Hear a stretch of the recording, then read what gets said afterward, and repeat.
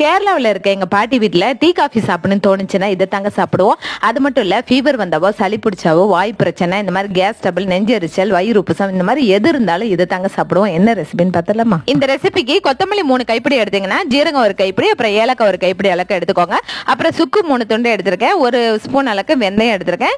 இந்த சுக்கை வந்து ஒரு பாத்திரத்தில் போட்டு நல்லா உடைச்சிட்டு அதுக்கப்புறம் இந்த கடையில சேர்த்துக்கலாம். இது எல்லாமே சேர்த்துட்டு வறுக்காம நல்லா ஹீட் பண்ணா போதும். அப்பதான் உங்களுக்கு மிக்ஸி ஜார்ல அரையும்.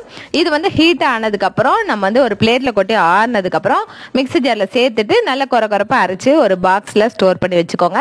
இதுல 1 ஸ்பூன் எடுத்து 2 கிளாஸ் அளவுக்கு தண்ணி சேர்த்து இது வந்து 1 கிளாஸா நல்லா குறைஞ்சு கொதி வரணும். அதுக்கப்புறம் வந்து நாடு சக்கரை சேர்த்துட்டு நீங்க வந்து பரிமாறுங்க. செம்ம சூப்பரா இருக்கும். இது வந்து ஃபீவர் வந்தாலும் சரி, சளி பிடிச்சாலும், தொண்டை எரிச்சல், அப்புறம் வந்து உங்களுக்கு வந்து என்ன ஒரு வாய் தொந்தரவு இருந்தாலும் எல்லாமே சரியாகும். ட்ரை பண்ணி பாருங்க. டேஸ்டாவும் இருக்கும். செம்ம சூப்பரா இருக்கும். ட்ரை பண்ணி பாருங்க. தேங்க்யூ.